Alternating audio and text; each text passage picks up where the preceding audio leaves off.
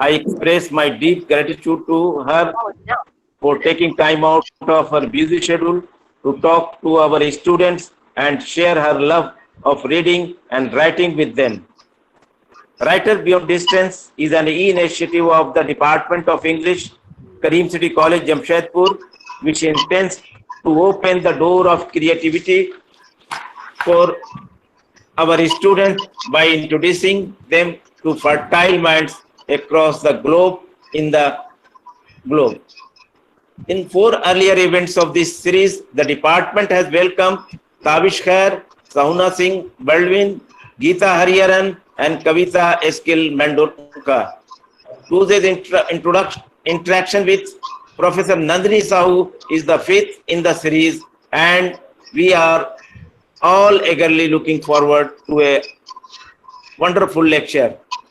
I congratulate Dr. S.M. Yahya Ibrahim, Head of the Department of English, Dr. Neha Tiwari, Dr. Basudra Rai, Professor A.K. Das, and Professor Saket Kumar for organizing this program and for bringing the word of such an admirable academics to us. I extend my best wishes to the department, all faculty members of Kareem City College, and our distinguished guests and other colleges of Pulhan University, its students for dynamic learning session ahead. Thank you very much to all. Thank you, sir. Thank you so much for your words of encouragement and support. Thank you so much. Respected participants and dear students, this morning we are here to welcome our guest, a writer, Professor Nandini Sahu. She actually needs no introduction to the literary circle of the country, but it is just for the sake of our students, we are presenting a brief introduction of her. She is presently a professor of English at IGNOU headquarters, which is located at Delhi. She is also the director there of the School of Foreign Languages of IGNOU. She is a major voice, quite an eminent voice in contemporary Indian literature. A doctorate from Viswa Bharati Santiniketan and under the very renowned late Professor Niranjan Mohanty, and with her expertise in folklores and cultural studies, she is certainly a very reputed poetic voice in this country and abroad. She has been widely published in India, United States of America, United Kingdom, African countries, and Pakistan also. Apart from several literary awards and recognition, recently she has received the gold medal from the hands of our Honorable Vice President in 2019, to be specific, for her services to literary studies. She has authored 13 books so far, which are either written by her or edited by her. Just to name a few, for example, The Other Voice is a very famous book by her. The Silence is a poetry collection. The Post-Colonial Space, Writing the Self and the Nation is a collection of prose. Silver Poems on My Lips is again a poetry collection. Folklore and the Alternative Modernities is another very famous book. Sukama and Other Poems is, as the name suggests, a collection of poems. Swarnrekha and Sita is again a poetry collection. Dynamics of Children Literature is again a very famous collection by her. She has a specialization or interest in Indian literature, American literature. She has designed a lot of courses of IGNOU with regard to these field of studies, I mean, Indian literature as well as American literature. And the expertise, as I said earlier, is in folklore and cultural studies. So we have with us such a big name, such a reputed voice of poetry, such a genuine worker in the field of literature through her academic activities. So we welcome her with our deepest core of the heart. We welcome you, ma'am, and now the session is all yours, ma'am. Please. Thank you, Dr. Yahya Ibrahim, and very special thanks to the principal of the college, Dr. Riyad, And thank you, Dr. Yahya, Dr. Sakir, Dr. Neha, and I don't know the names of the other teachers, but thank you very much to the entire faculty of the college for having invited me to take this lecture with you, to have this virtual interaction with you. And hello, Anuj Bhai. I can see you are here. Anuj Bhai was my senior, so he is here. And Sakir, thank you very much for inviting him. I'm glad that I am here to have an interaction with the faculty and the students. Especially today, I will be talking for the students. I will keep it simple. You all have introduced me in very high sounding language, so I do not want to use that language for the students.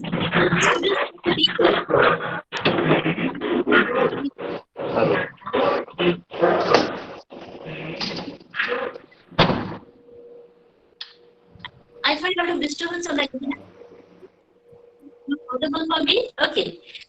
So today I will be talking from the perspective of a creative writer and a teacher. How a creative writer will read literature or produce what kind of literature. I will be talking from that point of view. But before coming to that, your organizers, especially Dr. Yahya, you all have introduced me regarding my work and all that, but I would like to give a little bit information to the students regarding my commitment to literature. Regarding my poet who wants to produce witness literature, or I try to play the role of a witness in social change. So before I come to my subject, let me make a couple of things very simple for the students. Witness literacy is one of the most upcoming areas of research and pedagogy, though not much research has been done on the subject as of now. But, dear students, in the court of law, if there is a case going on in the court of law, the role of the witness is very, very important. The witness plays a major role in giving a direction, in giving a shape to the case. Similarly, in the field of literature, the writer plays the role of a witness. The writer has to play the role of a witness in social change, which means the writer has to give a new shape, new direction to social change. So today I will be talking from that perspective. And since I'm kindly invited by Dr. Yahya as a creative writer, as a poet. So off and on, I would be focusing on my poetry. Especially, I would give a couple of lines from my long poem Sita, which has been creating ripples all over. So how Sita is a part of witness literature, I would also be focusing on that. And before talking about Sita, I would give you a little bit theoretical background to witness literature. Witness literature was a term, I won't say coined, but it was used by the Nobel laureate Nadine Gordimer in her Nobel Prize winning speech. And in that speech, she categorically told that as a creative writer, I would like to play the role of the witness in social change. So how writer has to depersonalize himself or herself, look at the society in an attached but detached way, and produce meaningful literature. Meaningful literature, which you call witness literature, I like to call that responsible literature. If I am a creative writer, if I am a poet, I have to take the responsibility towards social change. People keep asking me, ma'am, what do you want to do in life? Well, I don't have an agenda, a very big agenda to do in life, but my only aim is to contribute to the enrichment of the civilization in my small squirrel way. As a squirrel in the Ram Setu, the squirrels, they played a very interesting and important role. Similarly, I want to play that role of a squirrel in the social change as a creative writer. So today my focus would be how a creative writer, per se, Nandini, or anybody, you, me, she, anyone, a creative writer should play the role of a witness and the role of social change in creating any kind of literature. Myself, I joined IGNOU, Indira Gandhi National Open University, was largest university in terms of students intake in the year 2006. And when I joined the university, we have to do a need assessment survey regarding the academic programs of the university. So when I did the need assessment survey, I found that the department had all sorts of courses starting from British literature to American to Australian to Canadian studies to linguistics, but we did not have folklore studies. We didn't have Loka Sahitya, we didn't have folklore studies. But our students must know our roots. So what I did a need assessment survey and I took questionnaires, answers from people like all of you, good scholars like you all, and I found that everyone was in need of folk literature and culture studies. And also I designed a couple of courses on children's literature. Children's literature has also been a part of our marginal studies. So as a creative writer, I play the dual roles as a creative writer and a teacher. My teaching of folklore studies, culture studies, and children's literature and all those marginal studies are reflected in my creative writing and my poetry. And equally, my poetic sensibilities, my commitment to the society as a poet, my poetic sensibilities are reflected in my teaching. So today, what I would be talking is the amalgamation, the queer combination of a teacher and a poet. How I, as a poet, witness literature and how I, as a teacher, witness poetry. So I will be talking from that point of view.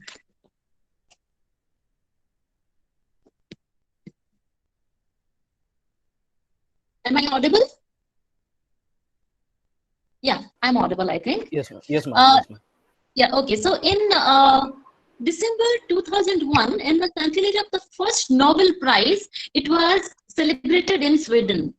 And on this occasion, the Swedish Academy organized a symposium on the theme of witness literature.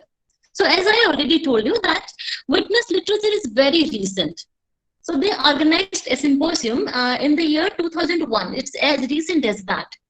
And the different talks were delivered by speakers from Asia, Africa, and Europe, including the 3 Nobel laureates in literature. They were Nadine Gordimer, Kenzaburo Oe, and Zhao Xinxian. And the idea of the lectures in the symposium was to study the concept of witness literature and its application to contemporary literature. How witness literature as a new critical theory can be applied to contemporary literature. This was the theme of the symposium. And the dialogues primarily interchanged between the experts in that symposium was, there were 3 specific aims of witness literature. The first one, I would request the students to jot down, to write down the important points so that later on we can have a discussion on that. Many of the students are slowly trying to work on witness literature. So just take down the 3 important aspects of witness literature. The specific, number 1 is the specific claim of witness literature to reality, that witness literature can be authentic. Some people can very well challenge it. How far witness literature is authentic. The second one is the method that leads from calamity to creativity. I would repeat, from calamity to creativity. For example, I am suffering, I have some pain, I am going through a lot of, heartbreaks and everything. So this kind of calamity, how it can lead to creativity and how it can turn the victim into writing witness literature with the power to suspend forgetfulness and denial. I should not be in a denial mode. Mostly students, you might have discovered, you might have seen that people are in a denial mode. You ask them something about themselves, they will not be in a position to accept it. For example, last week only we saw that one of the celebrities in our Bollywood, he committed suicide. So many people, they go through some sort of depression, mental torment, but they are in a denial mood. They are in a forgetful mood. So witness literature leads one person from this kind of calamity to creativity. So that is the second point of witness literature, that a disastrous situation, a painful situation can also lead to the creativity of a person. And the third point about witness literature is it should not distort the truth. It should not fiddle with truth. So the three dimensions of witness literature, as a poet, I feel that one is the claim of witness literature to be always authentic. I have challenges for that. Number two, witness literature can help you to go from calamity to creativity. And number three is witness literature should not distort, should not destroy or fiddle with truth. So in order to justify the 3 points, the three-dimensional witness literature I just talked about, my theoretical framework and my methodology would be a feminist, humanist intervention during Corona times. COVID-19 has taken a toll on the mind and body of the world. So I will try to give a feminist, humanist intervention to that. And then I will also talk about how functionality versus aesthetic value, or how art for art's sake challenges art for life's sake. Art for life's sake is witness literature, and aesthetic literature is art for art's sake. So which one we should accept? Well, for me, the food for thought, of course, it comes from Albert Camus, who said, I would quote him, the moment I am no more than a writer, I shall cease to be a writer. I repeat, the moment when I am no more than a writer, I shall cease to be a writer. So I have to be a human being first, and then I can be a writer. That is the point. The current scenario in the country leading to COVID-19 deaths, suspicion of each other, we are suspecting people. If somebody rings our doorbell, we suspect them. Who is there? Why has he come? You know, and then the students and workers unrest. So many migrant laborers on the roads. Students are on the roads. And the political chaos thereof. It is characterized by communal discontent, dysfunctional environment, anxiety of the general public for a revolutionary change in the existing system. So all these things are creating a lot of chaos in the society. A feeling of injustice, categorizing the source of restlessness, aggravation, deprivation. We are feeling deprived from a lot of things. Surfacing of new and unexpected leaderships, recruitment of temporal achievements, and a group response to an indefinite claim of freedom of opinion. Now, everyone wants a freedom of opinion. The other day, I had been to one of the big universities in Delhi to deliver a lecture where students were shouting, freedom, freedom. Then I called one of the students. I said, I'm very much with you, my dear, when you talk about freedom, but freedom from whom, freedom from what, and freedom from where? And they could not answer to my specific question. So, dear students, I must do as a writer, as a folklorist, and as a teacher, that freedom of opinion is very, very important. Freedom should come with a responsibility. Freedom should come with a responsibility. So witness literature talks about that. Responsible literature. I write poetry. My poetry should have a responsibility towards the society. I should not be only writing for the sake of it. I should be only juggling with words, like a juggler will play with small ball. I should not be juggling with words, but my responsible words should be instrumental in social change. That is how I play the role of the witness. Witness literature is basically, to me, witness literature is basically eco-feministic literature. What is ecofeminism? Ecofeminism in my MPhil PhD coursework session. So, I will make it a very simplistic, not just simple, I'll make it very simplistic for you, for the sake of the students, ecology and feminism.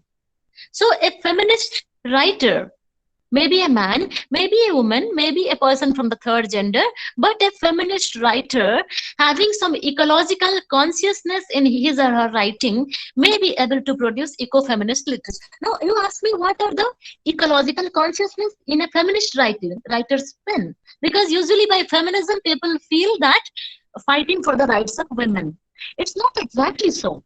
Eco-feminist literature covers so many issues like environment. If you remember Chipko movement, a group of women came and they hugged the trees, Chipko 5 with the trees, hugging the trees, and they claimed that if you want to cut the trees, you have to cut the women first. So that is what is ecofeminism. Environmental pollution and the protection of the environment, and then water preservation, livestock, then challenging a culture of thrift, and then saving. Today we all are talking about saving during corona times. We are talking about saving, preservation, preservation and conservation of the natural resources, preservation of dying languages. Anuj bhai is sitting here, he is doing a lot of work on dying languages, so he will understand my concerns about the endangered languages.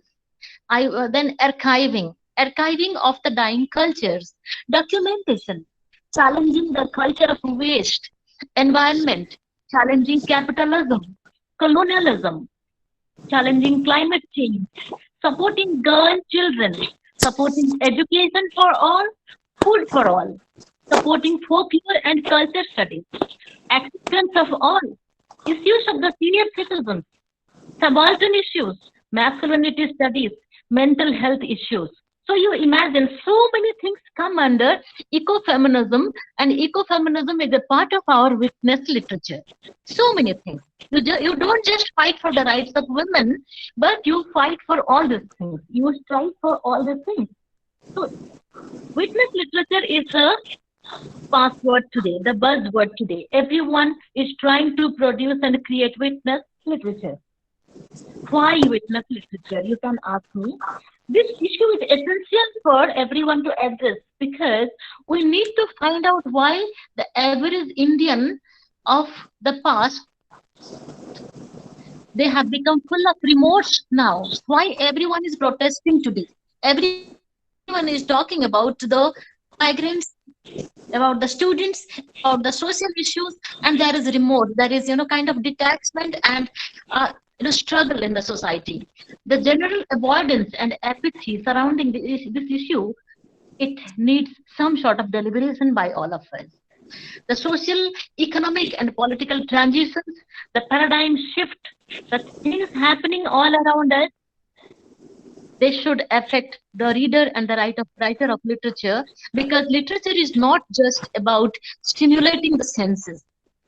It has a serious and responsible role to play to empathize, not just sympathize, but to empathize with the spirit of the common man. Literary studies affect the society. Writers are on a common platform. And that common platform for all writers is witness literature, responsible literature. Literature is an umbrella term. It denotes art, culture, intellect, opinions, ideas, and thought. The role of literature is remarkable. It can stimulate your thought process. It can create sharper opinions against or for the general apathy. I believe that the written word of the writer is a structure of activism. If you ask me, are you an activist? I will say yes, because my written word is my activism. Rather than sulkily returning awards which have already got the desired fame and name to the writers, if writers aim their pen radically to form social opinions and mold minds, then that is the use of their writing. Many writers have received some awards in the past. They have got the name and fame out of it, and now they are returning the awards and they are receiving a second round of fame because of that. I don't call that witness literature. Rather, the writers should aim their pen towards molding, changing minds and opinions, because the writers have a major role to play in the formation of opinion. But the first question that I asked you, is witness literature authentic? The challenge is there are too many voices now, too many voices creating a chorus, which leads to a pandemonium. Everyone is saying something, everyone has an opinion to give. You just open your WhatsApp, you open your SMS, your social media, everyone has an opinion. So too many voices creating chorus, too many voices creating pandemonium. The legislators, the journalists, historians, celebrities, teachers, poets, new age students, everyone seems to be speaking loud and clear. We all try to be loud and clear. which is good indeed. You must speak. But then, is the writer's voice lost in this cacophony? Euphony is the beautiful soft sound. Dear students, you might have read it in your literature classes. Euphony is the beautiful and soft sound. Cacophony is the harsh sound. So is the writer's voice lost in this cacophony? It should be definitely lost if the voice is weak, meek, and mild. I mean, if it is an important voice, then it will be lost. So the answer for that should be euphony is the sound of literature, not meekness. Power politics, desire to be politically correct can make literature important. Most of the writers, or some of the writers, they try to be politically correct. If you are politically correct, you may miss the point of literature. So your literature can be important. So make honest literature. The writers desire to please everybody, desire to receive awards and prizes, which is subject to dogmatic biases, that can create ineffective literature and not responsible or witness literature. The first step to overcome this syndrome is self-doubt. I repeat, as a writer, I have a lot of self-doubt. When I write something, I look at my writings critically. You know how much I edit my writings. Sometimes I write a poem and next morning with a red pen, I just murder my own poem. That kind of self-doubt should be there in a creative writer because a writer has to be self-critical and ask the question, does my writing make an impact on anyone at all? During a time when the voice of the mob is overpowering everything, will my single voice be heard by people? During an age when the society is damaged by the divisions of caste, religion, and class, can my pen challenge this and be the fabric to connect the disjointed threads? If yes, then we must. If not, it's better for me to be the onlooker, just to read and watch from a distance. So I will out. Second will be self-critical, to be self-critical. Third will be for witness literature. Third stage will be, I should ask, does my writing make an impact on anyone? Will my single voice be heard? Is the mob overpowering my voice?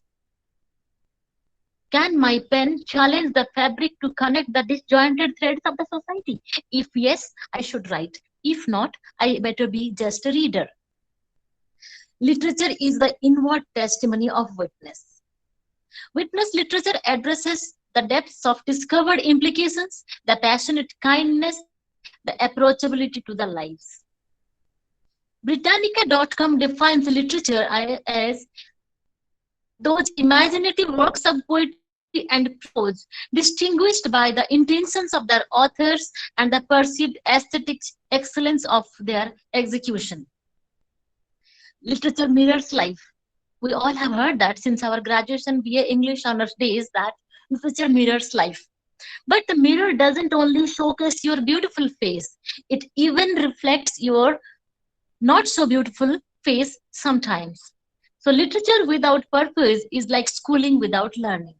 Similarly, literature, which is the mirror of your society, which mirrors only the beautiful things, is not real literature. Here, I would take a diversion and talk about the theory of Wallace paradigm.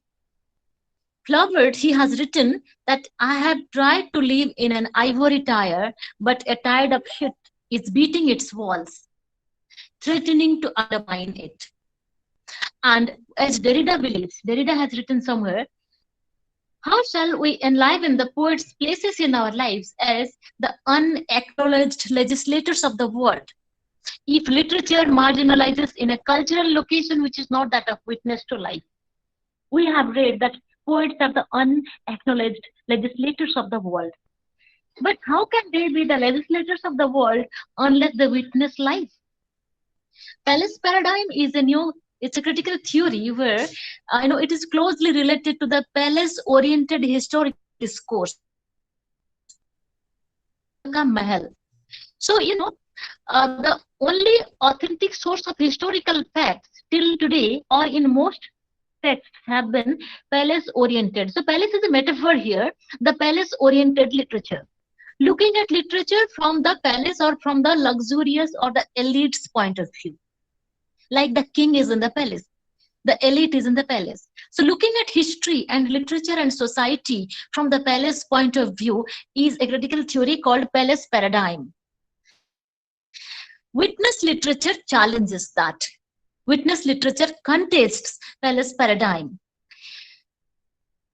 Writers and historians who assume the role of advocates of the ruling class, I would say the powerful class, if they write history and literature from only their point of view, then this literature is called palace paradigm.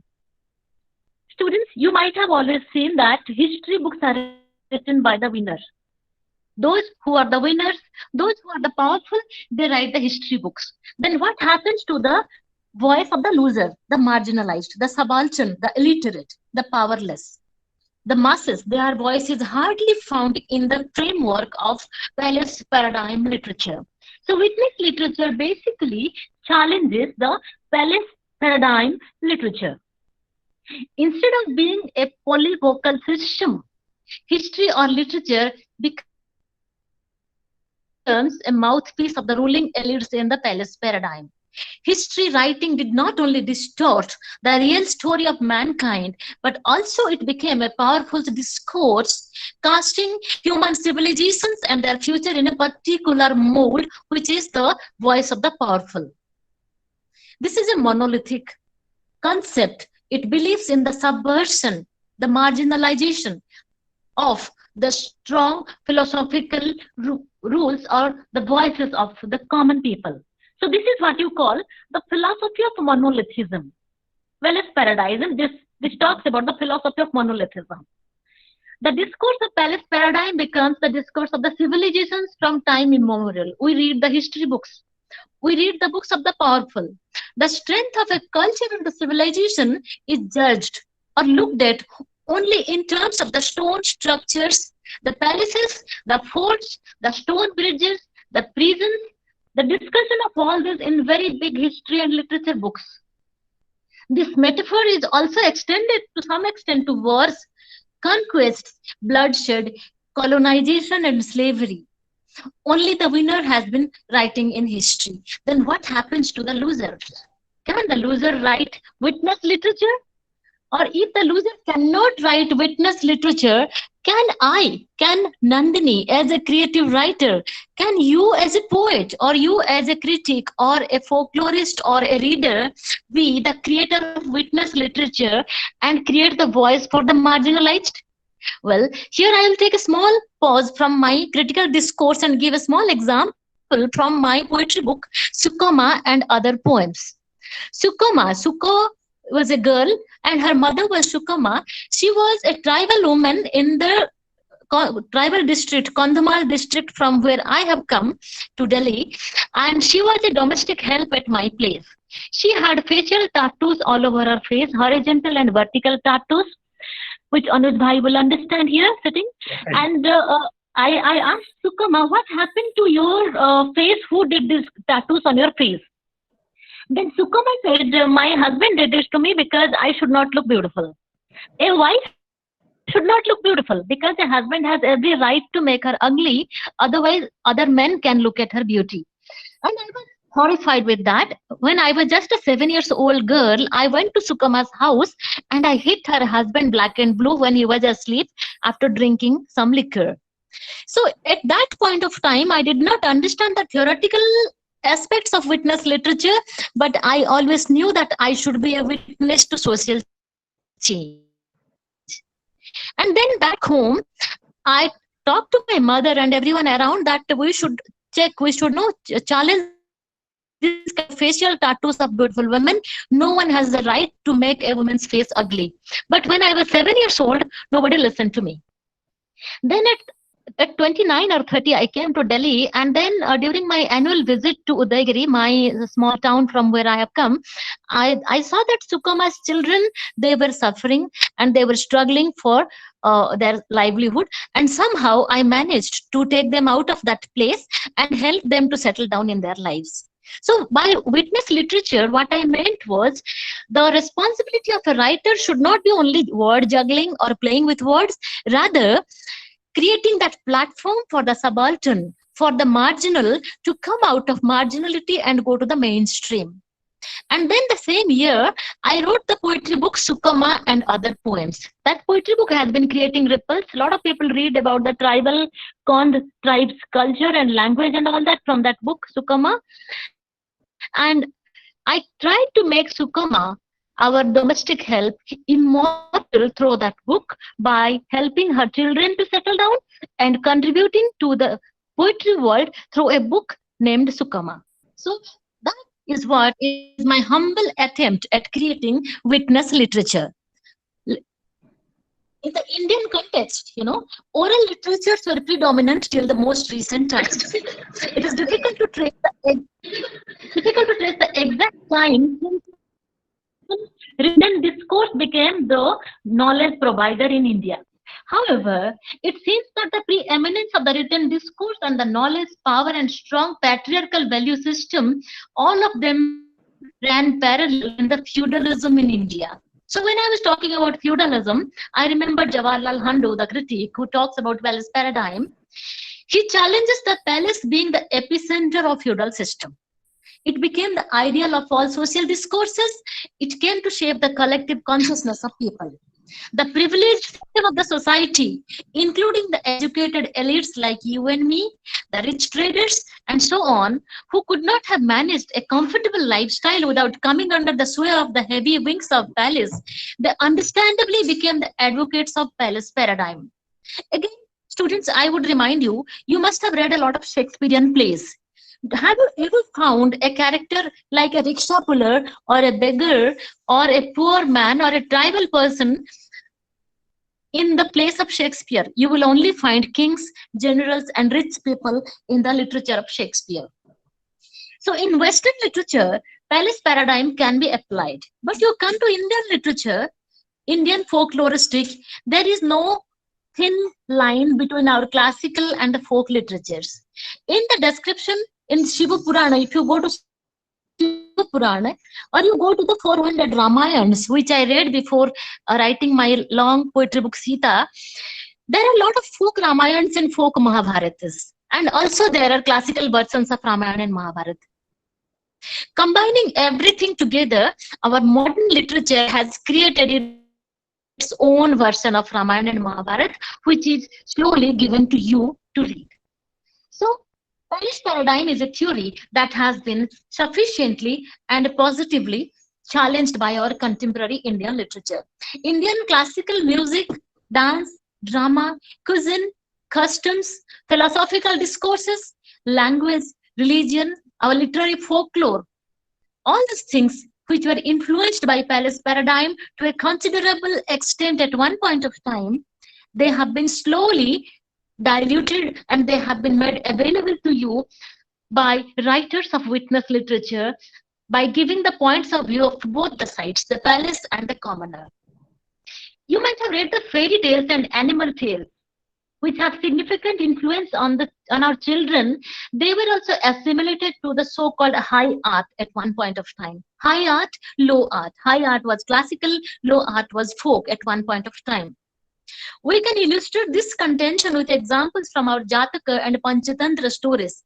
In these stories, the world of animals is consciously modeled on human society. An imaginary world peopled with animal actors is constructed.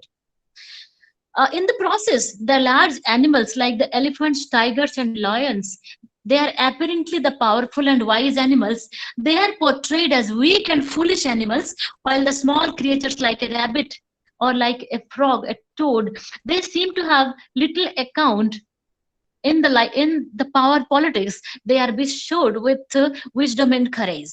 So this is how witness literature tries to exchange roles between the powerful and the powerless. It becomes possible by reversing the play of metaphor to imagine a differently constructed human society. Witness literature is protest literature. It's protest literature. Anti-palace ideology destroys the ruling class and its hegemony, and it creates witness and responsible literature. Definitions of the word witness, as the Oxford English Dictionary says, is attestation of a fact, statement, event, testimony, evidence, one who is or was present and is able to testify from personal observation. Thus, it gives the witness a very responsible and responsive role in any given situation. Witness literature, it creates a harmony between the reader, the text, and the writer, which is particularly not possible in any other form of literature. It creates a genre of events that expects the witness, opposing to simple surveillance. Watching, surveying is different, witnessing is different, or simple understanding from the part of the writer. So witness literature is not surveillance literature, rather it is understanding on the part of the writer and empathizing on the part of writer. The writer has the capacity of blending his or her own personality with the chronological essentials of an event and creating witness literature. In witness literature, we reflect on witnessing life in theoretical conditions and then practically getting involved with the subject, the personing. The writer has the capacity to reflect rationally, decisively, and resourcefully in writing creative literature. The writer performs morally, he tolerates uncertainty, he becomes empathetic, and in the act itself, the writer has to detach himself. Like if you remember T.S. Eliot's theory of depersonalization or impersonalization, the author has the capacity of this fourth dimension of experience. As Eliot would say, the author has the capacity of this fourth dimension of experience which no one else has. He or she, author, has to get involved with the subject in a detached way, as that of Eliot's theory of depersonalization. This is an existential condition of the author with a certain detachment. But my first question about the authenticity of witness literature comes here in a big way. My question is, how much can the writer be subjectively objective or objectively subjective at the cost of the loss of his or her own self? How much can I lose Nandini? When I am writing your story, Nandini will automatically come. If given the present scenario of the world, the involved writer may as well become the victim. If I am involving myself too much, then I can also become the victim. Still, my dear students, I would vouch for witness literature, and I would beseech that let the writer be the protagonist. Come down from the ivory tower of a fantasy world. I do not want to sit in the ivory tower of a fantasy world, and I want to experience the classic witness literature. Like W.B. Yeats, I would quote him here. He writes, "Those that I fight, I do not hate. Those that I guard, I do not love." It means that the writer doesn't have the luxury of being judgmental. I cannot judge anybody. Subjective though I am in a passionate way. Can you hear me? Yeah. Yes, ma'am, we can hear you. Can you hear me? Yes, ma'am, we can hear you, ma'am. Lost it. It was lost for a while. Okay. Can you hear? Am I audible? You're audible, ma'am.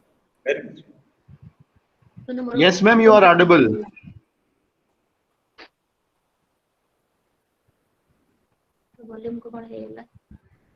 Ma'am, you are audible.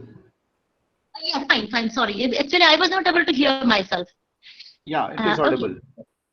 Okay. So anyway, the critics may question: is there a loss of creative autonomy in witness literature? If I am writing too much of witness literature or art for life's sake, then am I challenging my creative autonomy?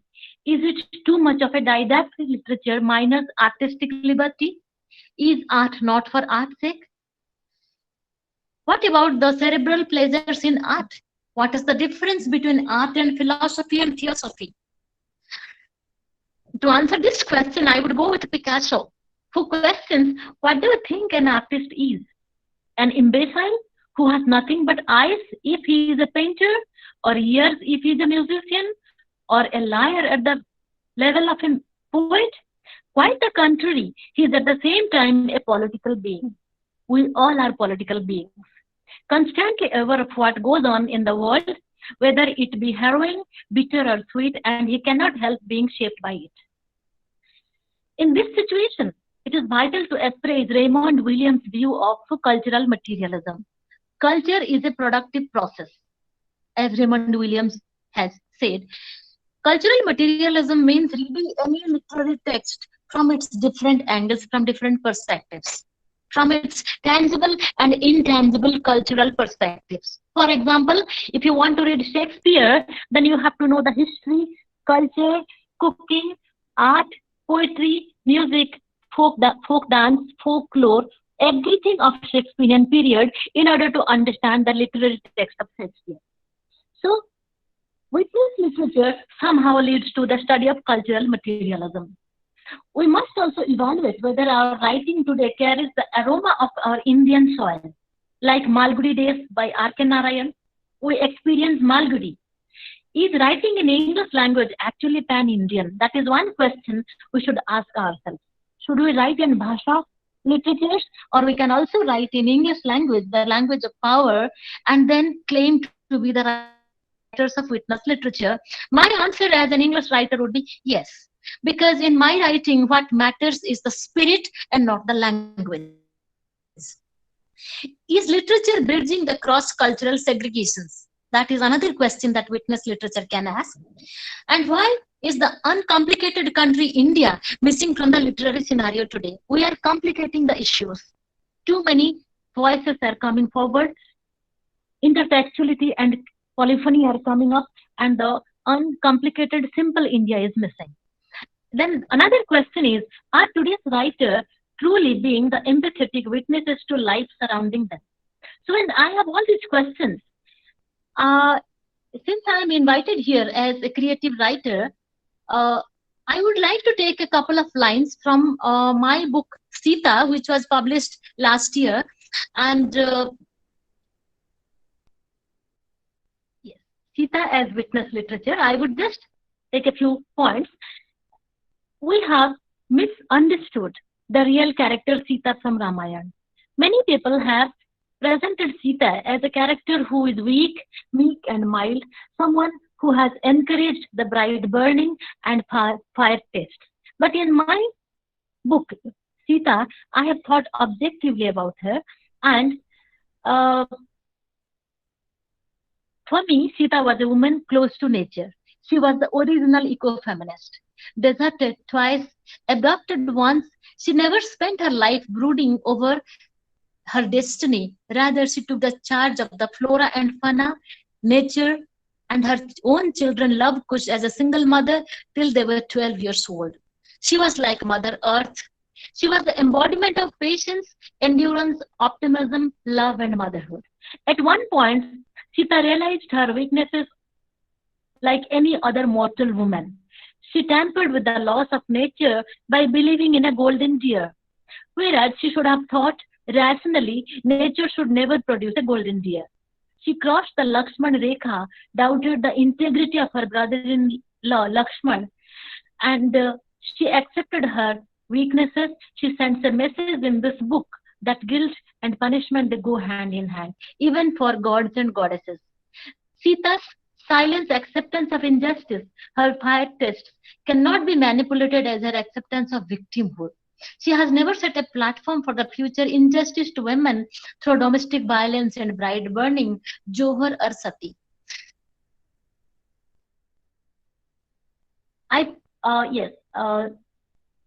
For me, non-violence was Sita's strength, and she was a true satyagrahi. She defeated patriarchy at every step by not attacking the accoster with the same weapon. I translate to the bigger questions of patriarchy and identity politics in this poem. It's a poem about patriarchal management, gender identity, and issues of a text. Finally, in the book, I talk about today's women, the new women, and their strength of character vis-a-vis and inspiration from the character of Sita. To my mind, Sita remains a living prototype. A part of my being as Nandini, as a progressive woman, it says that Sita should have never given the first fire test. when I think about the witness literature. I think Sita should have never given the first fire test after Ram rejected her publicly. Rather, she should have gone back to the lap of Mother Earth at that instant point without giving Ram the joy of being her rightful husband and father of her children again. After all, a man had doubted the character of a woman, Sita. But another part of me says that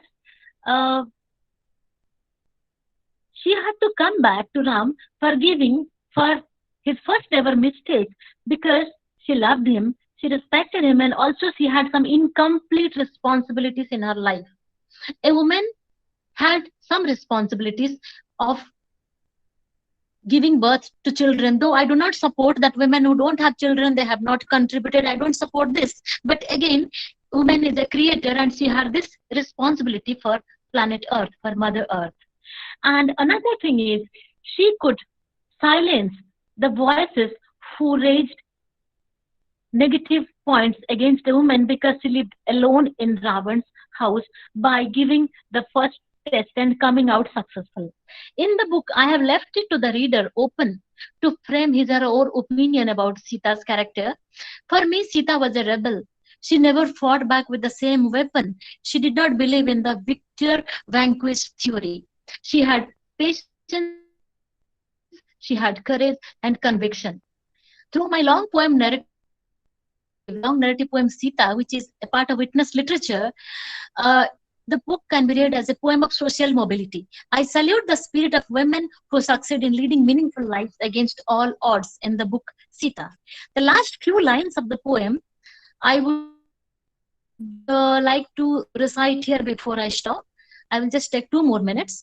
A part of the canto 25. It's a long poem of 25 cantos. And in the last canto, Sita says to Ram, I went from a life of royal extravagance to one of exile and privation, marginalization, a stride demanding courage and physical endurance. Providence was pitiless to me, yet it did not make me stranded. When my husband gave the questions of ethics and loyalty, I had the courage and conviction to exercise my freedom to choose a life of docile wife or death by choice of a stubborn woman. I took Ichha Mrityu like Bhishma in the Mahabharata by going back to Mother Earth after fulfilling all my responsibilities and denying to live with a disrespectful husband. I used my admirable cognizance to withstand, subsist, and finally rise above my anguish. What else is freedom? With freedom, I exude the sparkle concomitant with mystical holiness. With freedom, I made an assortment to culminate the cycle of torments, exceeded the parameters of history. I am born again and again, baptized by different names. Going back to Mother Earth by choice, I became immortal. I entered her deathless encirclement. O Mother Earth, I swear I shall take birth again and again. In every birth, I will be the free-spirited, contemporary, enlightened woman, for I am the manifestation of freedom. O Ram, my esteemed husband for life, I may be your ultimate love and dedication, but you rescued your pride, not me, from Ravan. You rescued your pride from Ravan, not me. Thus, Sita may be your muse eternal. But think twice. You will get the loyalty of real Sita the day you no more demand her to be loyal. I might be forced to believe that the second exile was due to public opinion, but can you justify the reason why you did ask me the first fire test in Lanka, O Ram? Wasn't the purity pollution debate already in your mind since the day I was abducted, though you accepted me back? Wasn't the comment of the washerman later in Ayodhya just an imploration for you to do what you always believed, O Ram? Wasn't it just a way out to reject me by putting the responsibility on public opinion, O Ram? Wasn't it a plea? But then, You might not have blamed me as a spouse, but just as a queen. With regard to public estimations, I banned you from my life as a husband who failed in his duties to wife and children. The world still does debate about Sita's purity and pollution. By contrast, Sita's silent living out life as doled out to her, minus enormous arguments, speaks her conviction. Your rejection of Sita is comprehensively judged by the world as unacceptable. But my rejection of Ram is believed as an illustration of highest dignity of a just woman. This is my poem, lucid, unembellished, ironical, engaging my personal notion of the lives of women. It's invigoratingly redolent, delineated with the uncontrolled brevity of the woman who knows exactly what and where the striking philosophies are, since I am candid as the west wind and the twilight charcoal. Women, don't be intrigued by the questions patriarchal, comprehend and accomplish the kinetic dichotomies of life. I offer you my reciprocated sisterhood universal. So this is the last part of the poem, the Canto 25 of Sita, where I am talking about the character Sita from Ramayana and how she is distributed among all women. And this is a part of my witness literature, my contribution as a writer of witness literature. So now I leave it open to the students and the participants to have a discussion on witness literature and how a writer can look at literature as a witness or create literature as a witness, which is a new area of research and pedagogy today. Thank you very much. Thank you so much, ma'am. It is a great experience. It has been a great experience to hear you.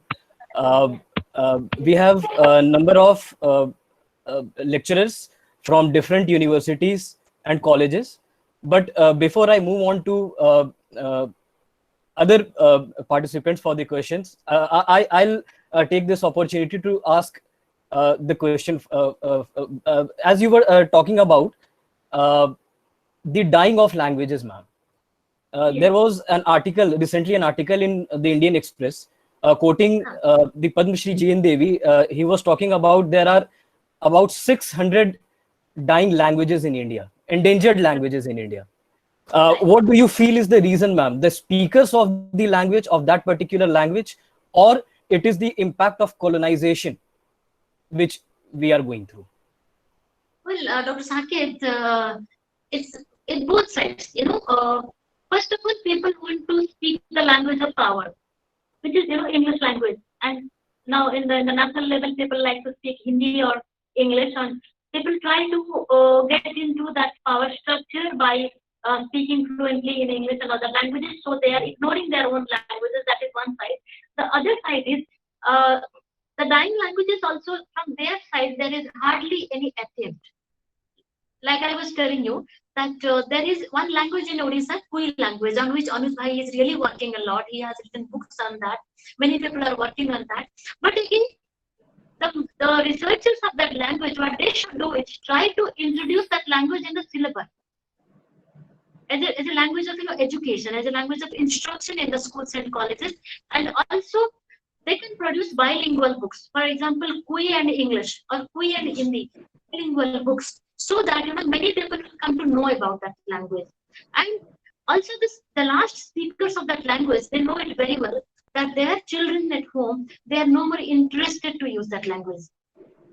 Anuj Bhai himself will be able to tell you how many people like to speak in Kui language in Odisha now. They try to speak in English or Hindi or at best Odia. So it's from both the sides that the dying languages, they are not putting on sufficient attempts to archive and document their languages, and also the language of power, English language, that is kind of, I wouldn't say it's a predator language, I being an English teacher myself, but English language is taking over a lot of other languages. It's both. May I give my comment on this, please?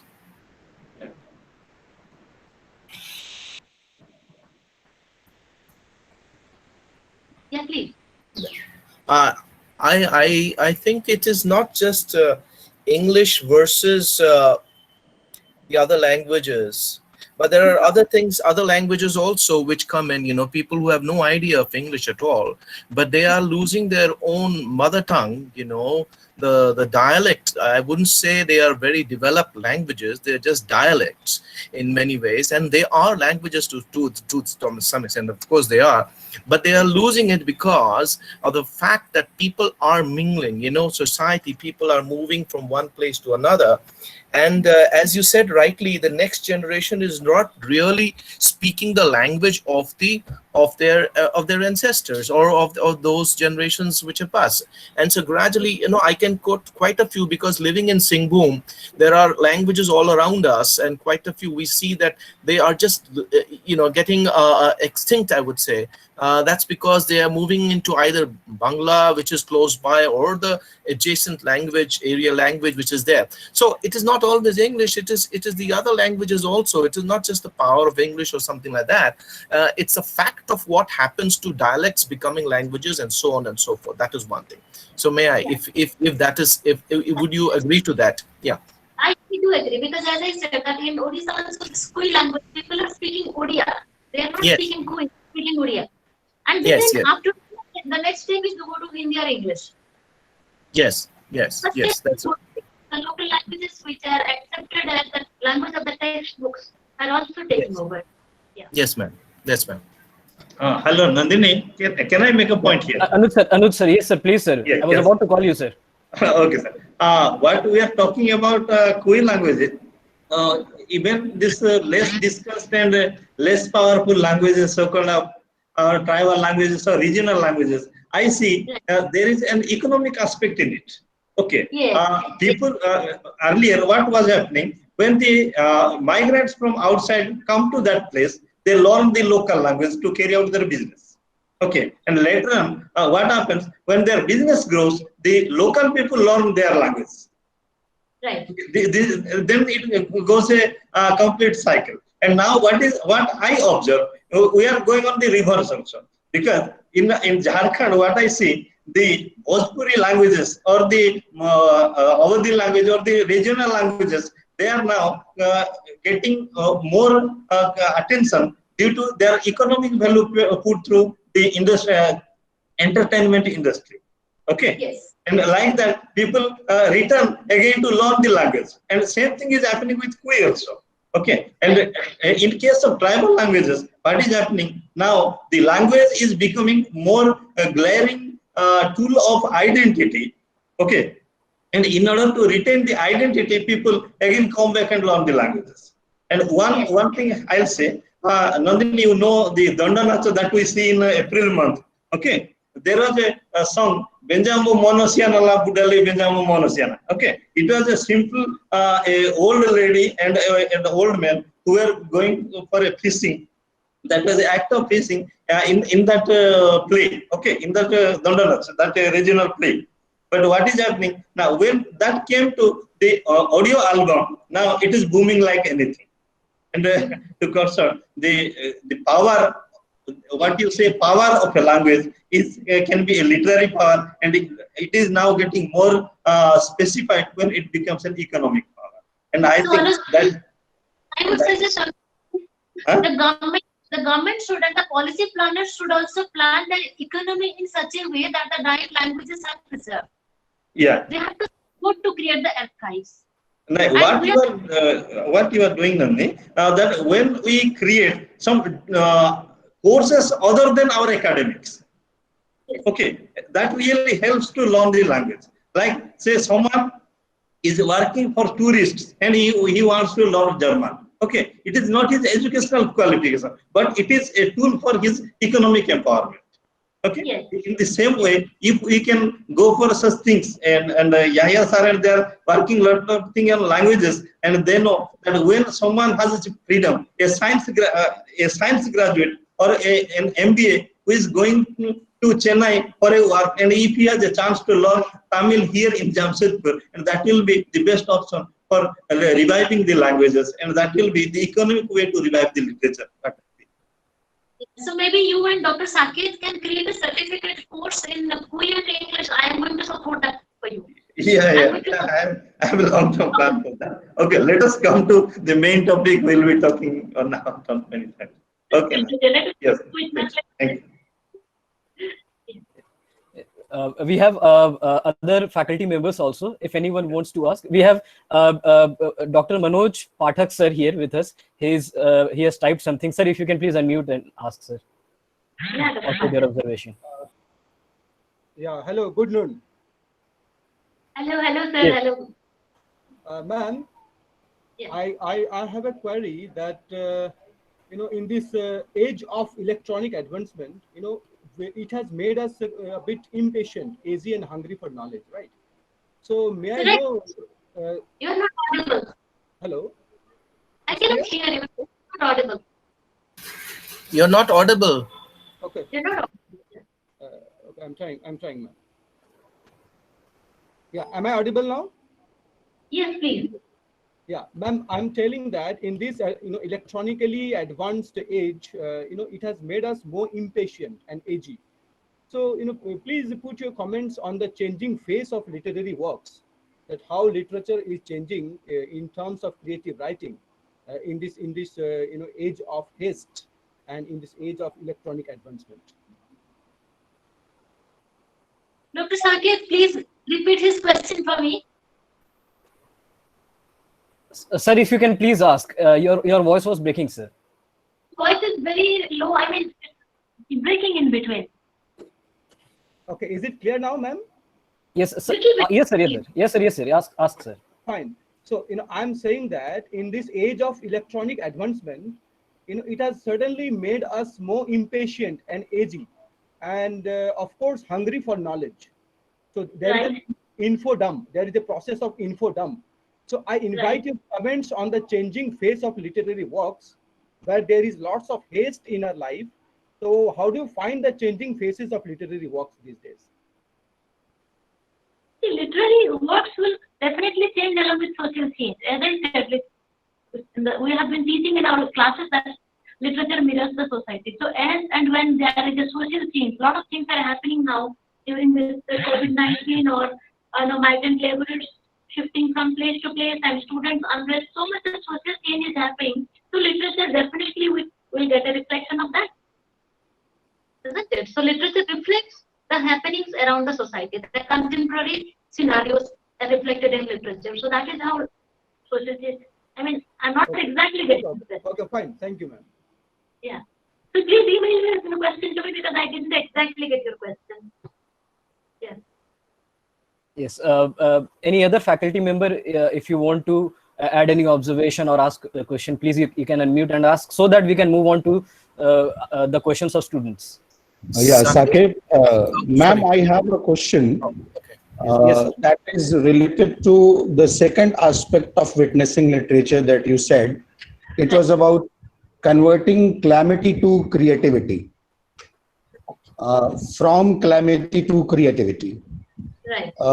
I would like to ask two related questions to this. Do you see any repetition of this idea when our respected Prime Minister says during the lockdown period, converting this lockdown disaster into Avsar? This is one question. Another is that when we talk about this converting calamity to creativity, converting our pain to creativity, converting the pain of others to creativity, do you see Dalit literature, which is a very strong part of Indian literature, with this angle? So this is my question. Okay, yeah, very, very important questions both. The first question is what the Prime Minister, the Honorable Prime Minister, what he said, that has no relationship with what I am saying here. When I said calamity to creativity, so your personal pains and also the sufferings happening all around you.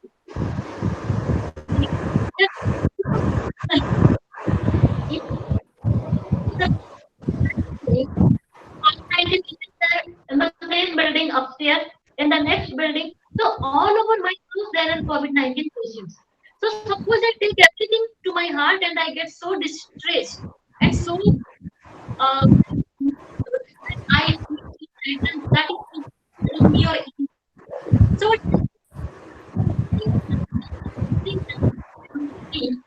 should take that calamity towards creativity. I might try to help those people in terms of giving legal support or museum or any kind of. So we should be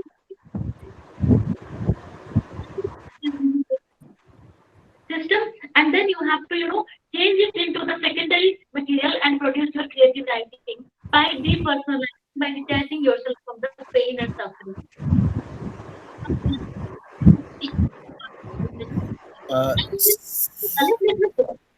Dalit literature basically is very, very important, and the pain and suffering of the marginalized section of the society is being produced as Dalit literature, which is a very powerful literature today. We all are reading Dalit literature today, produced by the victims themselves and also produced by people from a distance. So both the sides are producing Dalit literature, and it is one of the most powerful literatures today. Dalit literature definitely is a part of our witness literature. Thank you, ma'am. Thank you so much. Saket, may I put a Yes, sir. question, Yes, sir. ma'am? Yes, sir. Yes, sir. Yes, sir. Ma'am, this is we are thankful to you. Thank you very much for this wonderful discussion talk you gave us on and the idea about the palace literature and the other, what's the other one? Witness The literature. the witness literature.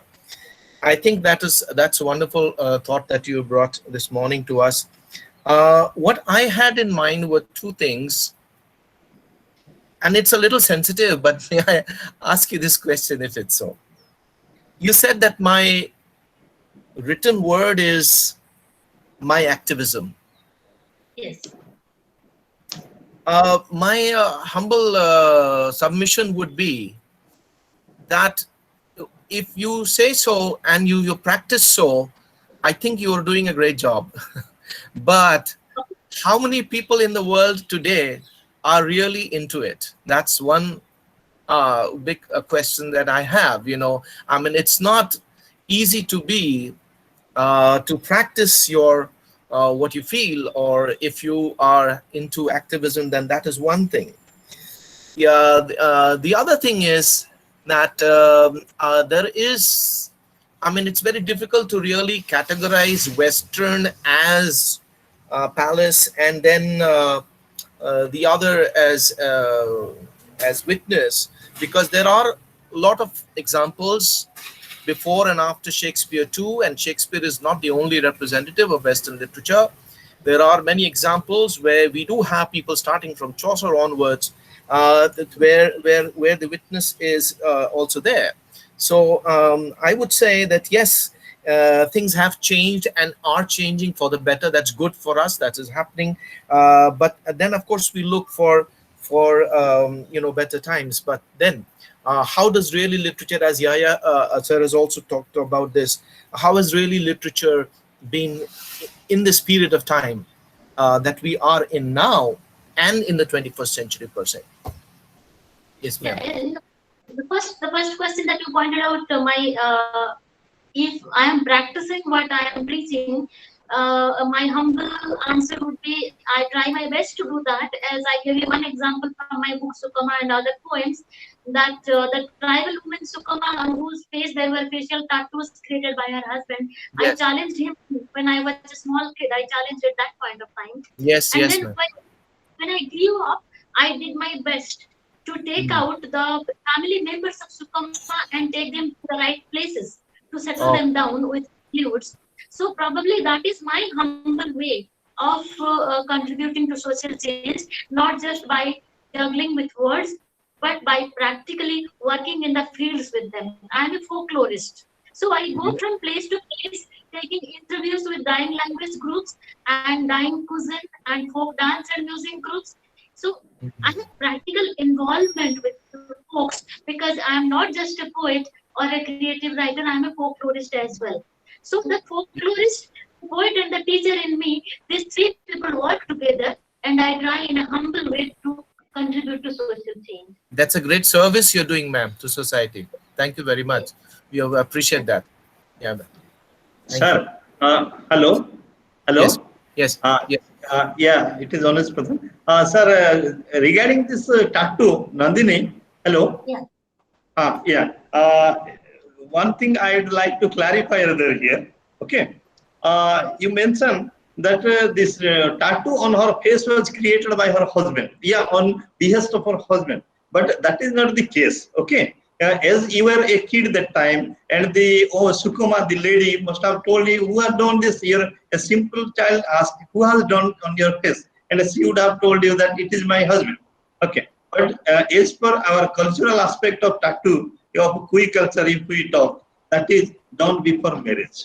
Okay, those tattoos are done where the women were doing, and it has a long history behind it. When these Muslim invaders, yeah, they came to that area, or the Britishers come. Okay, even the local kings and the zamindars, they were lifting the beautiful girls, and that's why in order to protect themselves they say they created those tattoos, and ultimately those tattoos became an artistic creation, and now it is extinct because modern girls, we do not do that. Okay, and to your question, to that Sukuma the lady would have told you that it is my husband who did it.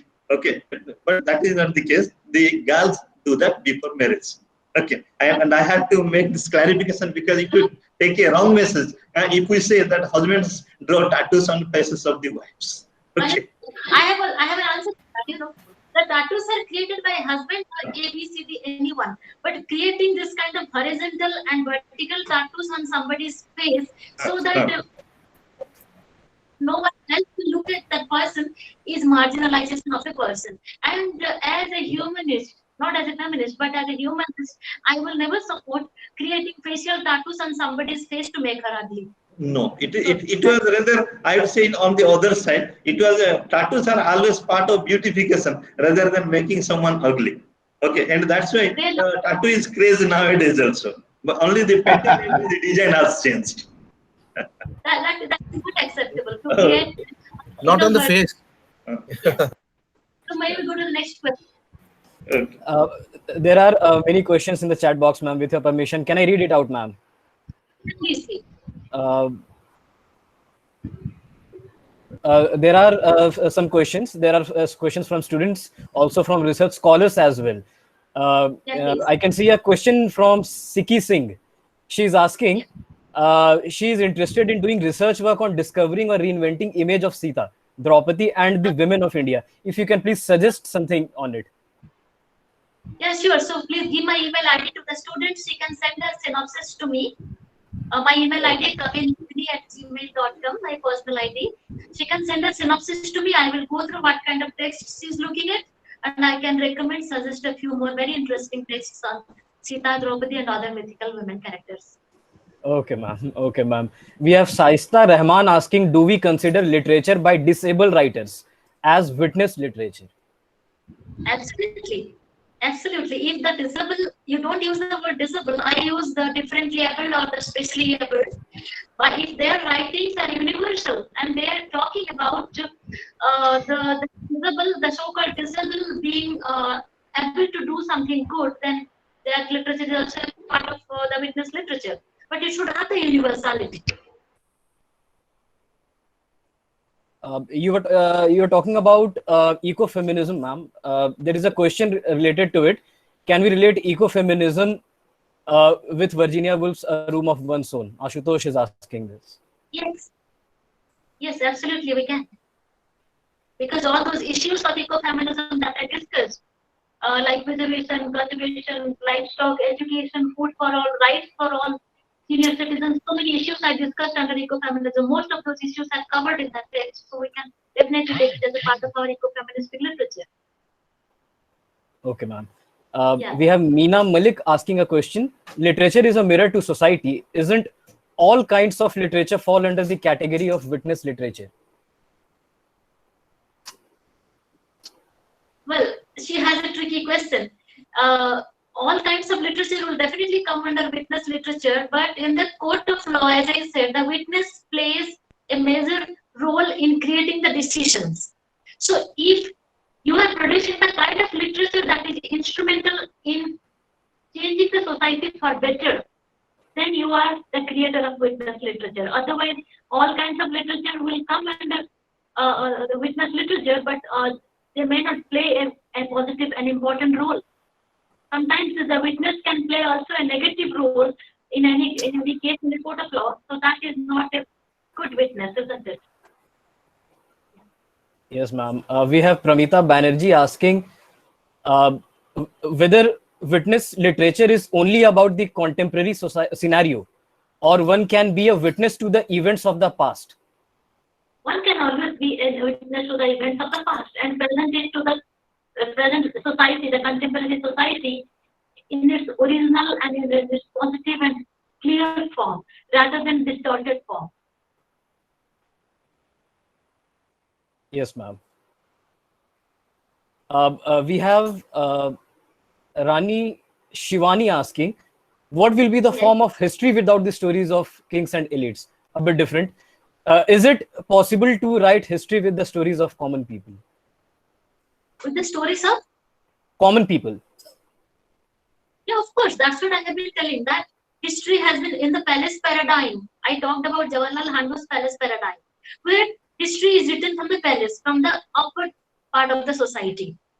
And witness literature writes history through literature, through literary texts from the common people's voice. So it's possible to rewrite history through literature from the common people, from the marginalized point of view.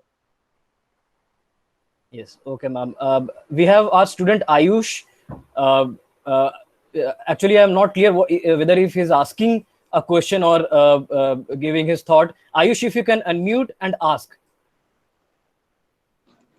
Hello, am I audible? Ayush. Yes, Ayush, go ahead. Yeah.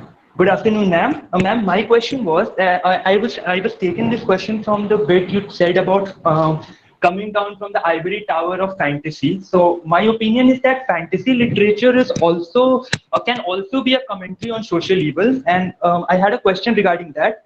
A fantasy tale, say about a tree that has a face of a very old woman questioning a woodcutter as to why he is about to cut her down, shouldn't be considered a witness literature, given that it serves as a commentary on ecofeminism and the Chipko movement by being authentic, creative, and truthful as well? That was my question, ma'am. Okay, I probably didn't get your question very well. Maybe you take my email ID to send that story to me. Send your story and your question to me, have it directly via email, because I have to read your story in order to understand what you have. But ma'am, do you consider all sorts of fantasy literature in general that they don't fall under the category of witness literature? They can't be used as a tool for social commentary? If it is full of fantasy and it has nothing to do with our lives, with social change, then probably it will come under art for art's sake, and it will not come under art for life's sake. That will be only lullaby kind of things like entertainment, enjoyment. Probably that doesn't literature. But still, you send it to me, have a discussion. Sure, ma'am. Sure, ma'am. Thank you very much, ma'am. We are taking last question, ma'am. There are too many questions. Yashwant is asking, I have a question regarding witness and authenticity. Is a narration authentic if the narrator is not first-person witness? If yes, then at what extent? The narrator can be first person as well as second person. The authenticity is challenged if it is oversensitive, over-emotional, and if it is a biased view. So the view has to be unbiased. Suppose you are my son or you are my brother or something, and I'm taking your life story, presenting it in a distorted and very personalized manner and trying to be biased towards you, then it will not be witness literature. Witness literature should not be always self-righteous or self-defensive. It has to present both sides of the story. Yeah. Yes, ma'am. Thank you, ma'am. This was very enriching. Thank you for this session. I would like to call upon A.K. Das, sir, for the vote of thanks. Das, sir.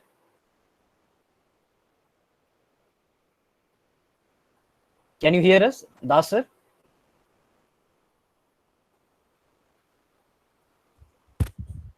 Am I Yes, sir. audible to you? Am Yes, I sir. Audible now. Now audible, sir. Now audible, sir. Okay, okay.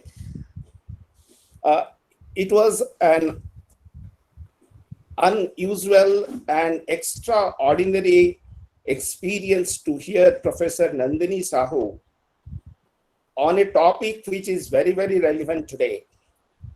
We are very much rewarded, ma'am, very much enriched, and I, on behalf of Department of English, Karim City College, express my heartfelt thanks, gratitude to you to have accepted our invitation to be with us and to enlighten us with your insightful lecture. A little observation I had to make along with it. In one of the question answer session, I found that there was a question that whether the author or a writer, in order to prove that the literature is an activist literature, had to do something in practice. I think it is not always so. If the theme of the creative writing produces some kind of stir in society without author being very, very propagandist, that also comes as an activist literature. This is my observation. I think you will agree with it. One small example, I give you one small example from Sarath Chandra Chatterjee's story, The Drought. That is a short story written by Sarath Chandra Chatterjee, in which the protagonist, Gafur, who out of rage kills a cow, and knowing that he'll be penalized by the villagers in the morning, he goes out from the village stealthily in the night to a place in Kolkata to work in a jute mill, knowing fully well that there the honor of his daughter will not be protected.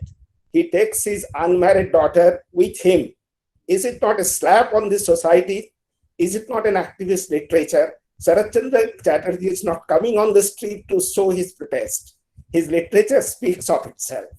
So this is also one kind of activist literature, to my mind. And it is really very heartening to hear from you the relationship between poetry, literature, and its relationship with the society. How these things are not three different things, but those are three different aspects of the same thing. Each is complementing the other. Thank you very much, ma'am, for such a beautiful session and such an insightful lecture. I also thank the professor, faculty members of our college and other colleges under Kolhan University who have been here to be a part of us and join very actively in today's discussion. I'm also thankful to the students of our college, research scholars, and students of another college who have come over here and to be a patient hearing and to be very, very interactive and to lend their helping hands in making this program a grand success. Thank you. Thank you all. Thank you very much.